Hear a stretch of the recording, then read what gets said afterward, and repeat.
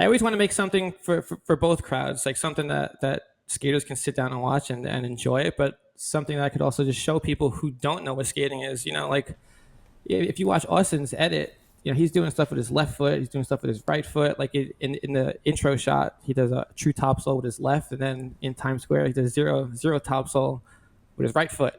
And your average person is not even going to pick up on that, or if he was looking over Illusion over his other shoulder. But if you make it look good, or if you make it look fast and steezy, people will be like, "Damn, I don't know what that was, but that was sick."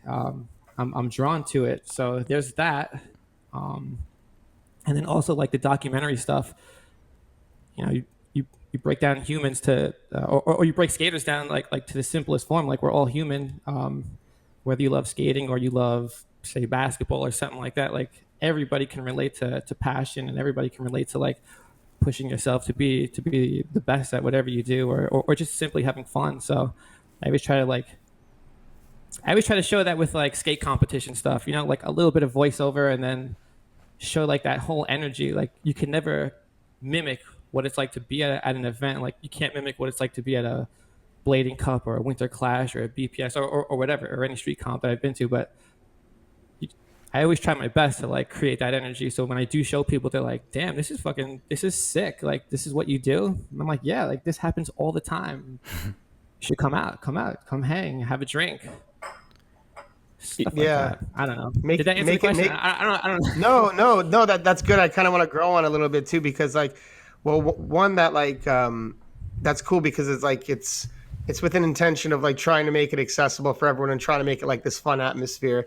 But and I want to get into this in a second too, about like how well you cover competitions, because that is like, even like judging competitions is such a grueling thing to do, because you just have to be present the whole time. Filming is just like that multiplied, and just like on top of it, you have to just like go through all of the footage that comes in comps, and bring it together in something that is cohesive and makes sense and tells a story, and that works and comes across well. And I think you do that really well.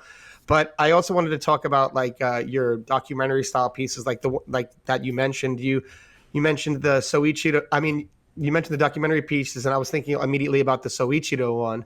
And I think those things are like so in skating a lot. Like I think we just have this kind of model where we do like the tricks to an edit and a good song, and like you don't really get a good feel for the person. Like I feel like that you do a good job of doing that, like humanizing the skater, and like getting people to know the other side of the skater. Is that like intentional? Do you feel like that's important, and where do you see the value in that? Oh, 1,000%. I'm always watching. I'm always watching documentaries, and I think Red Bull they had like an app or whatever. And I remember like watching like surf documentaries, and I know nothing about surfing. I couldn't tell you anything, but like just seeing like what these guys do, and going out there and the way it's shot, it's like, again, it still feels very relative to what we do, just because it's just humanizing people. Like I'm like, and also I think it's like what you guys do with your podcast, like, or I'm trying to think of like an example, but like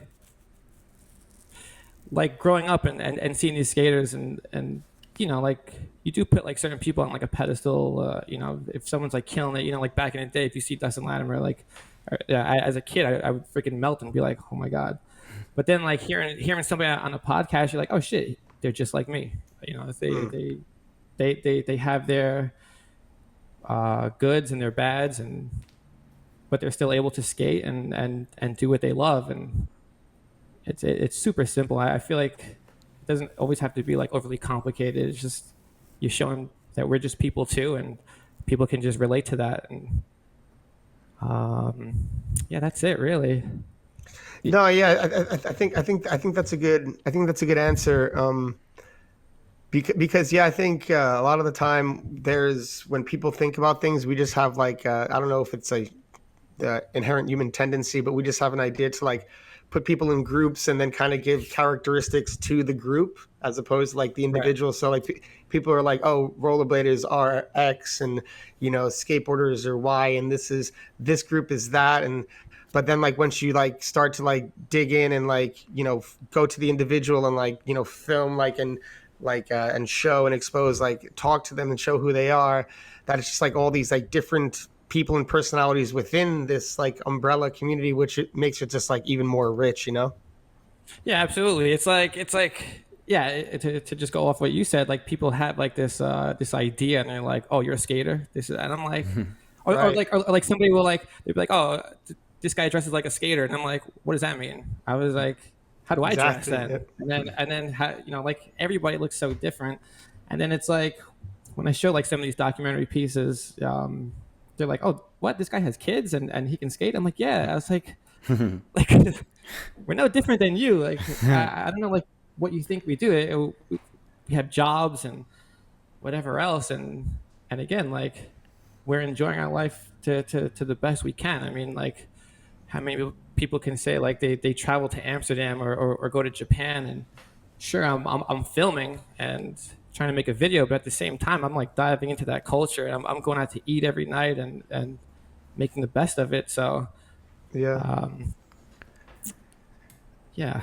I No, always, that. Sorry. no, I was gonna say that I always felt that like you could look up to skaters, they're skating, you want to skate like them, you want to have like their style, want to have their tricks, want to, they inspire you to get out there and skate better or harder. But like that doesn't necessarily build role models and idols as much as things like podcasts, interviews, documentary stuff where people talk and you actually get to know the person a little better. It makes you like you could possibly relate to them more on a different level that you didn't know before. Something more than just skating. You actually appreciate them as a person. They're like a great guy or a girl. They live in a similar place to you do, and they grew up the same way that you do. So it's like more relatable.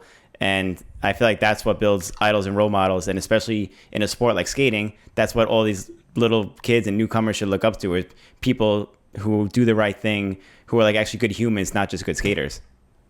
Right. Sometimes I wish companies would do that more with like even like their older skaters. Like, you hear stories. People love to like live in nostalgia and like talk about 2003 and when people were doing this and so did Right. that. And I and like some of these skaters like for whatever reason they quit, or maybe their bodies can't handle it, and I'm like, well, they've done this many tricks, there's so much archival footage just to like have them talk here and there. That's why like I love the podcast stuff, or like anything that's documentary related. It's like or like I remember like the Jeff Frederick episode, and he was talking about all the tours and stuff, and I was like, I could listen to this for days, because that's like when I was growing up skating, and some stories that he would talk about, I'm like, shit, I was like, I think I was there, and just like reliving those moments. And it's yeah, things like that. I love hearing stuff like that, and then just have a video to go along with it. It's, again, like it doesn't even have to be overcomplicated. And I wish companies would do that and be like, hey, like here's an appreciation video of like the